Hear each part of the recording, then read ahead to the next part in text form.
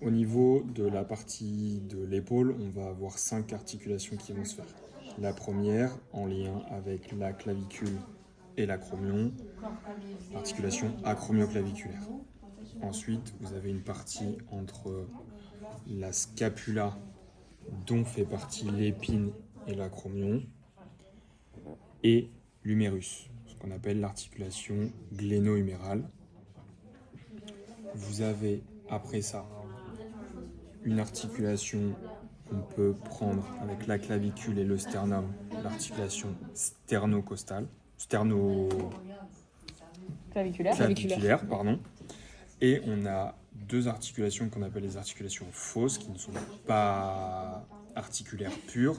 Vous avez la sous-deltoïdienne, qui est une bourse de glissement qui permet ces mouvements beaucoup plus fluides de l'épaule.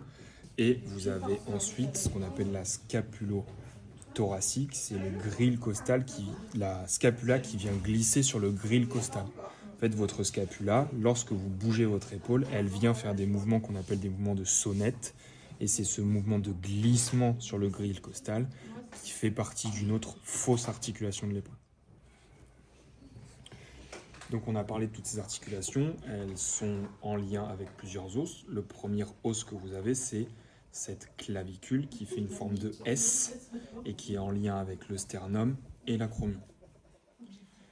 Elle est très facilement palpable, vous pouvez palper le bord antérieur, le bord postérieur, et vous pouvez la suivre tout le long de son trajet. C'est important dans la dysfonction acromioclaviculaire de savoir la repérer, de savoir repérer votre acromion qui est une excroissance osseuse très importante qui vient jusqu'à la bord latérale de votre épaule et qui fait vraiment une grosse partie. Vous pouvez le tester en observant la zone intra-articulaire. Vous venez en butée, et la butée que vous sentez sous votre pouce, c'est le bord latéral de votre acromion. Et vous pouvez vraiment venir le prendre en pince et après venir tester les mouvements avec la clavicule. C'est quelque chose qui est plus facile à tester allongé, mais déjà de savoir venir les repérer, c'est important. De même, la partie médiale de votre clavicule qui s'articule avec le sternum est très facilement repérable, sachant que la partie au niveau du sternum, ça fait un petit U, une petite dépression. C'est quelque chose que vous venez prendre ici, et lors des mouvements d'épaule, ça doit bouger en s'abaissant et en montant.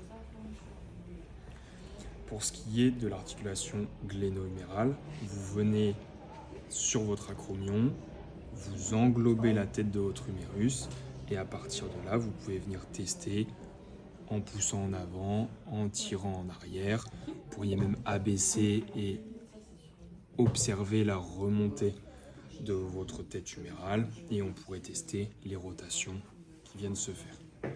Le plus important restant quand même la poussée antérieure et la rétropulsion de l'épaule que vous pouvez faire en faisant ce principe de glissement, sachant que votre tête humérale elle est orientée comme ça, c'est-à-dire en antérieur, à l'intérieur et en avant. Vas-y, coupe ça. Au niveau des muscles de la ceinture scapulaire, vous en avez on va commencer par le plus superficiel et on va rentrer en profondeur. Le plus superficiel, vraiment, c'est votre muscle trapèze qui part de la zone occipitale très haute, qui vient descendre le long, qui va se mettre sur une partie de la clavicule, l'acromion, l'épine, et qui va faire toute une nappe qui va descendre jusqu'à à peu près T12. D'accord ? On le différencie généralement en ce qu'on appelle trois parties, c'est-à-dire la partie supérieure du trapèze qui vient plutôt comme ceci, la partie moyenne qui a plutôt des fibres qui sont orientées très droites, et la partie inférieure qui est une partie qui descend beaucoup plus. C'est très schématique. Dites-vous principalement que c'est une grande nappe et après on peut les dissocier parce que leurs actions ne sont pas les mêmes. Le supérieur, pour le mettre en évidence, vous pouvez venir positionner la main dans le dos et demander une élévation de l'épaule. Et voyez, il vient ici, sachant qu'il va avoir une action qui s'insère sur les épineuses. Donc, il va avoir une action de rotation contralatérale de la tête et d'élévation. Vous prenez toujours une résistance pour mettre le muscle en évidence et il vient s'actionner tout de suite. D'accord ? Le trapèze moyen qui a des fibres beaucoup plus droites par rapport au rachis, lui va avoir une action de venir rapprocher d'adduction de l'épaule de la scapula. Donc pour le mettre en résistance, vous venez bloquer votre scapula, votre épaule et vous demandez une action. Il vient se mettre en évidence. N'oubliez pas qu'il est toujours très superficiel. Si vous allez très profond, vous allez toucher des muscles beaucoup plus profonds. Et pour ce qui est du trapèze inférieur, lui va avoir une tendance à abaisser cette épaule vers le bas. Donc vous allez demander à ce que la main, elle pousse vers la fesse opposée, vers la cuisse opposée, et vous mettez une résistance. Et vous allez aussi avoir la contraction qui vient se faire. Quand vous voulez palper un muscle, venez toujours dans le sens des fibres musculaires. C'est pour ça que c'est important de connaître votre anatomie, savoir que ces fibres supérieures, elles sont plutôt en diagonale orientées vers le haut, les fibres moyennes plutôt horizontales et les fibres inférieures plutôt en diagonale vers le bas. Et donc votre palpation ne sera pas tout à fait la même. Ce qu'il y a en dessous ces muscles, vous allez avoir les muscles rhomboïdes. Ce sont des muscles qui vont être sur toute la partie médiale du bord de la scapula et qui vont s'orienter un peu comme ceci. Vous avez un petit qui va de C7-T1 à la partie très haute médiale du bord médial de votre scapula et une partie T2 à T4, T5 qui est le grand rhomboïde. Ils ont la même action à peu près que votre trapèze moyen. Ils vont avoir une adduction et surtout en fait un rôle de fixateur de la scapula. Ce sont des muscles plutôt fixateurs que moteurs.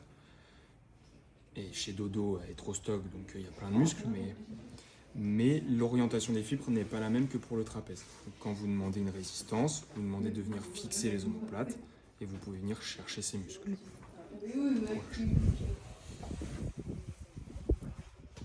Autre partie importante à ce niveau, ça va être les muscles qu'on appelle une partie des muscles de la coiffe des rotateurs. Premier muscle important qui se trouve sous votre trapèze, ça va être le muscle supraépineux. Pourquoi on l'appelle le supraépineux? Parce qu'il est au-dessus de l'épine de la scapula. Ça, c'est un muscle qui est principalement abducteur. Donc, vous demandez une abduction et vous venez juste au-dessus de votre épine, vous tombez directement dedans et il se contracte sous vos doigts. Petite précision, quand vous voulez mettre une résistance pour un muscle, ne demandez pas une contraction trop importante. Vous allez faire compenser tous les autres muscles à droite à gauche, mettez juste une petite résistance et vous allez avoir une contraction du muscle. Là, juste de demander de décoller, il vient s'actionner et relâche. C'est un muscle très important qui va passer sous votre acromion, qui peut amener du coup des fois des conflits qu'on appelle acromiales, dû à ce tendon, et il se termine sur le tubercule majeur de votre humérus. Dans la continuité, vous avez des muscles qui sont sous cette épine, le plus important étant le muscle infraépineux, qui prend toute une partie de la fosse infraépineuse. Pareil, il vient au niveau du tubercule majeur, et un moyen de le mettre en évidence, ça va être une rotation latérale. Donc là, on n'est pas dans la bonne position, mais pour le faire, vous demandez une rotation latérale de votre épaule et il vient se contracter juste sous cette épine. En lien avec ce muscle infraépineux, vous avez le muscle petit rond qui va être juste en dessous, qui va être plus ou moins difficile à mettre en évidence parce que des fois les deux sont vraiment imbriqués l'un à l'autre, mais il est un tout petit peu plus en dessous dans cette fosse et pareil, il vient se terminer sur la partie un petit peu plus devant du tubercule majeur. C'est vraiment 3 muscles qui forment une nappe tendineuse qui se termine sur le tubercule majeur de votre humérus. D'autres muscles qui sont importants et qui sont cette fois-ci plus bas, ça va être votre grand rond. Vous avez un petit rond, vous avez un grand rond et vous avez un grand dorsal qui lui vient vraiment beaucoup plus bas. Le grand dorsal, ça fait une grande nappe comme votre trapèze. Il commence sur la partie antérieure de votre humérus, donc en fait au niveau de votre berge du sillon bicipital, vous avez une insertion de votre grand dorsal qui vient passer par en dessous et qui va faire une grande nappe en se terminant de environ T7 à L5. Il vient aussi sur la crête iliaque et il peut avoir une insertion inconstante, constante en fonction des ouvrages, on s'en fout un peu, sur la pointe de votre scapula. Vous avez vraiment une très grande nappe ici. Muscle très puissant qui va avoir, vu qu'il passe de devant, dessous à l'arrière, une phase de rotation interne et d'abaissement. Pour le mettre en évidence, on se remet dans la même position que tout à l'heure, sauf qu'à la place de demander à relever l'épaule en rotation latérale, on demande de pousser l'épaule en rotation médiale et d'abaisser. Et il vient se mettre en évidence dès l'entrée, ici, et vous pouvez le suivre sur toute sa longueur. Le plus bas étant surtout une nappe très fibreuse, qui sera moins tendance à contraction que la partie haute du corps charnu. Et de même, le muscle grand rond va avoir exactement la même action, il s'insère juste beaucoup moins loin, partie inférieure de la scapula. Il vient aussi rentrer à l'intérieur, à côté du grand dorsal, et donc il a la même action que ce muscle grand dorsal, une rotation interne du bras, que vous pouvez mettre en évidence en contraction, sans abaissement cette fois-ci, parce que c'est pas son rôle, et vous pouvez venir l'attraper. Pareil que tout à l'heure, ces deux muscles qui peuvent être plus ou moins compliqués à l'insertion, ou du moins la partie postérieure très haute, de venir dissocier. L'important c'est de savoir qu'il y en a un qui fait une rotation interne pure et l'autre qui fait une rotation interne et un abaissement. Leurs fonctions ne sont pas les mêmes, mais ils travaillent en synergie. Juste l'élévateur dorsal. Dernier muscle très important et qui est en lien avec des cervicalgies comme le trapèze, le muscle élévateur de la scapula. Ce muscle-là, il vient sur la pointe, sur le bord supéromédial de votre scapula et il va remonter jusqu'au processus transverse de C1 à C4. Il a une action inverse au niveau de la rotation. Vu qu'il est sur les processus transverses, quand il vient se contracter, il vient faire une rotation homolatérale. Donc pour le mettre en évidence, on va juste demander de mettre la tête dans l'autre sens pour déjà mettre en position courte. Et à partir de ce moment-là, vous allez demander encore une fois une élévation de l'épaule pour le mettre en évidence. Il est beaucoup plus facile à venir palper et généralement plus douloureux vraiment à sa partie très basse au niveau de la scapula plutôt que de venir le chercher très haut où il passe sous le trapèze. Il y a tout un tas de muscles cervicaux qui peuvent venir gêner, donc venez le chercher là. Encore une fois, pas une grosse résistance et ça peut être assez douloureux facilement. Go. Sur votre épaule, on a observé la tête humérale. Ce qui va être important, ça va être de, vas-y repose, en antérieur, venir chercher ce qu'on appelle le processus coracoïde. Vous êtes sous votre acromion, tête humérale, et vous venez rentrer à l'intérieur, chercher un doigt en fait, un bout de doigt qui vient pointer vers l'avant. C'est généralement pas très agréable. Ça peut être un moyen. Oh non, mais elle est stoïque, c'est une meuf stoïque quoi. Pourquoi c'est important de le repérer? Parce que ça va être le point d'insertion de différents muscles qui sont importants. Différents ligaments aussi qui sont en lien avec la stabilité de l'épaule, mais différents muscles. Un des premiers muscles qui va être important, c'est le muscle petit pectoral. Il va s'insérer sur la partie médiale de ce processus coracoïde et il va venir plonger en dessous du grand pec sur les 3, 4, 5e côtes. C'est un muscle que vous pouvez mettre en évidence soit en demandant une antépulsion de l'épaule résistée, mais là vous allez l'attraper que à sa partie haute, ou alors de venir chercher sous l'aisselle, on relâche, vous passez sous le grand pec, vous faites attention chez les femmes en termes de poitrine, et cette fois-ci vous redemandez une antépulsion, et vous pouvez venir le chercher, et là, on a la réaction de ça fait pas du bien. C'est un muscle qui peut être vraiment tendu et qui pourrait amener des problèmes au niveau d'épaule dû à cet enroulement, à cette rétraction qui sera présente, et donc une sursollicitation antérieure. Vous avez d'autres muscles qui vont être intéressants sur ce processus coracoïde, qui sont la petite portion du biceps, qui va rejoindre avec la longue portion du biceps pour former ce muscle biceps brachial. Biceps. Et vous avez ensuite la partie du muscle coraco-brachial, qui porte son nom, coraco de la coracoïde, brachial parce qu'il va jusqu'au niveau de la face antérieure de l'humérus. Pour le biceps, on a besoin de repérer, même si c'est pas forcément très facile, cette gouttière qu'on appelle la gouttière bicipitale. En faisant de la rotation au niveau de votre humérus, vous allez sentir une butée en fonction de la rotation que vous mettez. Plus vous mettez de la rotation latérale, plus l'ouverture se fait vers l'extérieur et plus le tubercule mineur va venir buter contre votre doigt.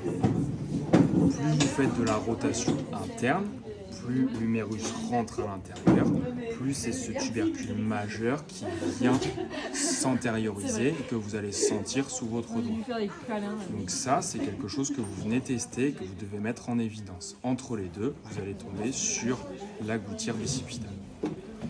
Pour mettre en évidence un biceps, il a une fonction principalement de flexion de l'avant-bras sur le bras et de supination. Vous mettez une petite résistance principalement à la flexion et vous avez ce muscle qui vient tout de suite saillir et ressortir. Pour les puristes, on pourrait venir chercher le chef petit ou la longue portion. On s'en fiche un peu, l'essentiel c'est que vous le mettiez en évidence et que vous sachiez où est-ce qu'il est. Un autre muscle qui va être important, donc on a ce biceps qui vient ici et qui vient se terminer sur la zone approximativement comme ceci, avec un tendon assez important sur le tubercule bicipital de votre radius, d'où l'action de supination qui vient se faire. Un autre muscle qui est important, c'est votre muscle brachial qui est en dessous, qui lui va venir commencer à la partie médiane et latérale de votre humérus. Il passe sous votre biceps et il va venir se terminer cette fois-ci sur une partie qui s'appelle juste en dessous de votre processus coronoïde, tubercule du muscle brachial.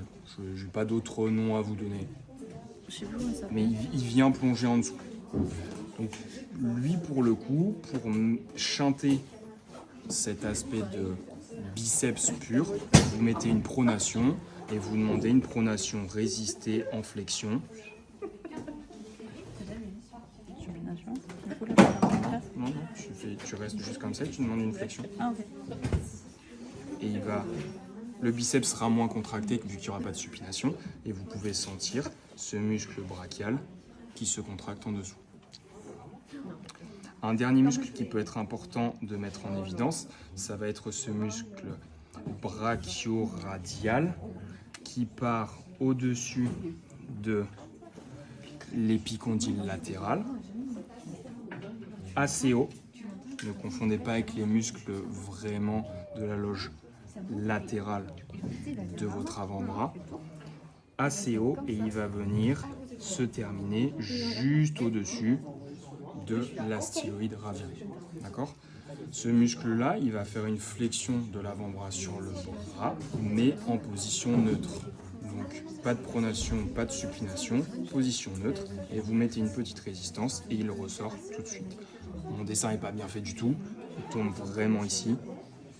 C'est un muscle très facile à mettre en évidence, très facile à palper, très facile à attraper, qui peut avoir des incidences sur une douleur latérale du cou.